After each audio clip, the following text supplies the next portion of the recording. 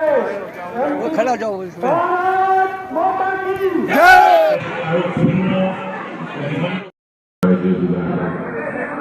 जय हिंद दोस्तों, क्या सैनिकों की मेहनत रंग लाएगी? हाँ जी दोस्तों, कल था 30 अप्रैल और आपने देखा पूरे देश भर में सैनिकों का हुजूम रोड के ऊपर था और वो जा रहे थे अपने माननीय सांसद जी को ज्ञापन देने। और क्या ये ज्ञापन का असर अगले मानसून सत्र लोकसभा में गूंजेगा? क्या ये माननीय राष्ट्रपति तक पहुंचेगा? क्या पहुंचने के बाद क्या होगा एक्शन और प्लान? आखिर सरकार को पहले से भी पता है और सरकार क्या सोच रही है? और आपकी जो मेहनत है, आपकी जो आर्थिक मांग है, आपकी जो भेदभाव वाली मांग हो, इनके ऊपर आगे क्या होगा, इसके बारे में आज बात करेंगे। आज उनकी मेहनत को सैल्यूट, जो कल अपने घरों से निकलकर अपने संसद सदस्यों के पास उन्होंने ज्ञापन पहुंचाया कि आप हमारी बात को माननीय महामहिम राष्ट्रपति तक पहुंचाइए, प्रधानमंत्री जी तक पहुंचाइए, रक्षा मंत्री तक पहुंचाइए, और कहीं तो सीधी आपने देखा होगा रक्षा मंत्री तक भी ये ज्ञापन सीधा हमारे सैनिकों ने दिया। दोस्तों, अब आगे क्या होगा? जैसे आपने देखा होगा कि सैनिकों की गरिमा के अनुकूल रहते हुए कल देशव्यापी आंदोलन किया, बिल्कुल अनुशासन तरीके से, बिना किसी सरकार की जन या किसी चीज को हानि पहुंचाते हुए, बड़े अनुशासन तरीके से, जिसकी हम भूरी भूरी प्रशंसा करते हैं, उनकी मेहनत को सराहना करते हैं, उनके अनुशासन की हम दाद देते हैं। आखिर अब हमारी मांगों पर आते हैं असली चीज। इससे पहले बता दूं, क्या 2024 में धमाका होगा? आखिर क्यों होगा? इससे पहले हम बात करते हैं हमारी विसंगति है वन रैंक वन पेंशन की, जो कि बिल्कुल जायज है और सरकार इसको मान चुकी है, समझ चुकी है। लेकिन अगला उसका प्लान क्या होगा, हम इसके ऊपर भी बात करेंगे। वन रैंक वन पेंशन को बताने की अब जरूरत नहीं, बहुत सारी बातें हो गई, हम सब हैं उसके अंदर, हमें सबको क्या मिला है हम सभी जानते हैं। और मिलना था आगे 2024 जुलाई में फिर आरोपी 3 है, फिर क्या मिलेगा ये भी हम जानते हैं कि 2023 में क्या है। आप समझते हो ये जो बेस ईयर माना जाएगा, इसमें भी बिल्कुल हम छले ठगे बैठे हैं। जब तक हमारा आप समझ सकते हो कि हमारी बेसिक पे में बढ़ोतरी नहीं होती तो पेंशन में होना नामुमकिन है। क्या ये इस तरीके से चलता रहेगा कि 7th पे सीपीसी वालों की ज्यादा और 2016 से आने वालों की कम, और 2016 के हिसाब से बनेगा तो किसी को कुछ नहीं मिलेगा? दूसरी बात, मिलिट्री सर्विस पे की बात करूं तो ये मामला वॉइस ऑफ एक्स सर्विसमैन ने इसको कोर्ट में डाल रखा है। सरकार इसको पहले डिनाई कर चुकी कि मैं ये नहीं दे सकता। ये मामला 3-4 बार गया है। ये मामला सेना अध्यक्ष ने इसकी पैरवी की थी, जनरल रावत साहब ने, पर ये नहीं हो पाया। अब कई तरह के हवाले दिए जा रहे हैं, खासकर एमएनएस के हवाले दिए जा रहे हैं, अफसरों के दिए जा रहे हैं, तमाम चीजें इसमें कही जा रही है कि देखो इसमें बहुत बड़ा आप समझ सकते हो कि किसको लाइफ रिस्क है, किसकी क्या समस्या, आप ये बात चीज रख दिए। दूसरी बात, विधवा पेंशन हो, एक्स ग्रुप का मामला हो, प्रीमेच्योर रिटायरमेंट को देने वाला मामला हो, जैसे कि माननीय प्रधानमंत्री जी ने, अब मैं फिर उनका एक भाषण सुना देता हूं, आप इस भाषण को सुन सकते हो, समझ सकते हो कि इनको मालूम है कि पहले पीएमआर को दिया था, अब वो नहीं दे रहे। और अन्य कई आर्थिक भेदभाव है, और इसके अलावा उन्होंने सर्विस में सीधा देखा होगा कि इन सब चीजों को लेकर के आर्थिक भेदभाव और शोषण के भेदभाव, अंग्रेजी प्रथाओं के भेदभाव, सब पर बात चल रही है और सब इस चीज को समझ रहे हैं। आखिर इसके ऊपर निर्णय क्या निकलेगा? निर्णय की बात करें तो हम समझ सकते हैं कि यह मामला 2024 तक खिंचेगा, यानी ये इस साल हमें इसी तरह धरने, प्रदर्शन, नेगोशिएशन, बातचीत, रक्षा मंत्री तक बातचीत होगी, इसमें कोई शक नहीं है। 15 अगस्त से पहले कम से कम 2 या 3 राउंड की बातचीत होना पॉसिबिलिटी लग रही है।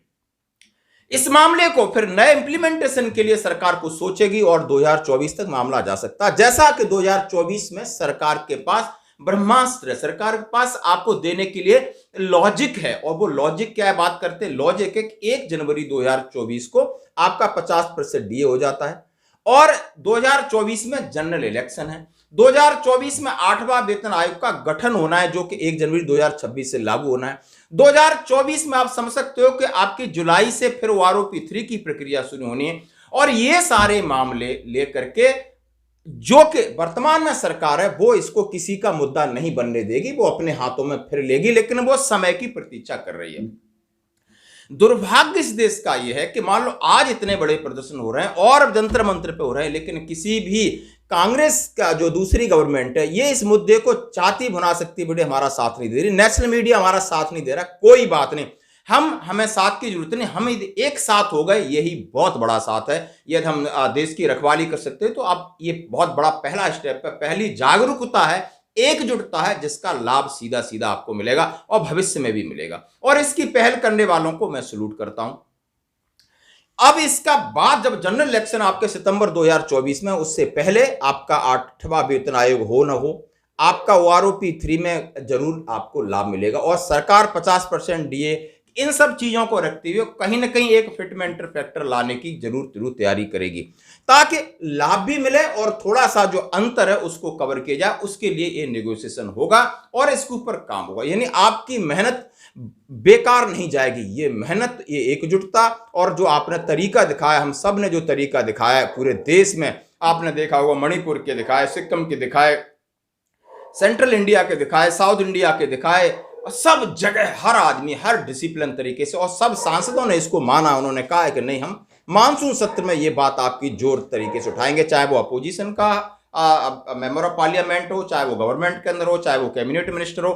सब ने इस बात का आश्वासन दिया है कि नहीं, कहीं ना कहीं चूक हुई है, बहुत भारी चूक हुई है, और उस चूक को स्वीकार किया गया और इसका सुधार, इसका परिणाम 2024 जनरल इलेक्शन से पहले जबरदस्त मिलेगा, ये वादा है। धन्यवाद दोस्तों। देश की रक्षा की है, सुरक्षा की है।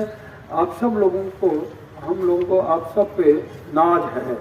आपने जो समस्या रखी है तो मैं जहाँ आपने कहा रखना होगा मैं रखूँगा, कर दूंगा। और जहाँ तक मेरा सवाल है बात पहुँचाने की, मैं बात पहुँचाऊँगा। आप सब लोगों को धन्यवाद। मुझे कार्यक्रम में जाना है, इतना ही रहते हुए आप सब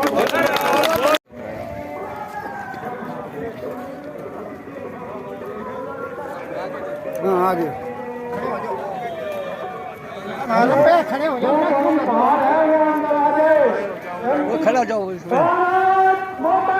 जय जिंदाबाद, कभी नहीं जिंदाबाद,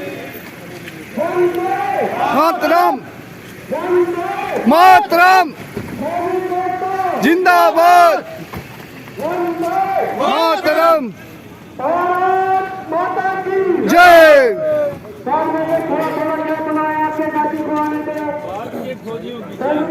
थोड़ा प्लीज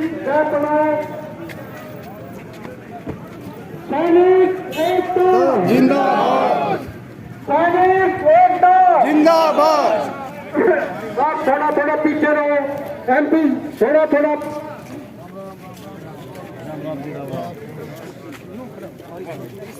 आप लोग বিভিন্ন নিবন্ধ প্রবেশ কৰি এটা ধৰ্ণা কাৰ্যসূচী ৰাখিছে। তাৰে অংশ হিচাপে আমিও তেওঁলোকক ছাপোৰ্ট কৰি আমাৰ এই মেমৰেণ্ডামখন আজি সংসদ মহোদয়ৰ যোগেদি আমাৰ সন্মানীয় ভাৰতৰ ৰাষ্ট্ৰপতি মহোদয়লৈ, আমাৰ ভাৰতৰ সন্মানীয় প্ৰধানমন্ত্ৰী মহোদয়লৈ আৰু আমাৰ ভাৰতৰ সন্মানীয় ৰক্ষামন্ত্ৰী ডাঙৰীয়ালৈ আৰু লগতে আমাৰ সন্মানীয় সাংসদ মহোদয়লৈও আমি এটা প্ৰতিলিপি দিম।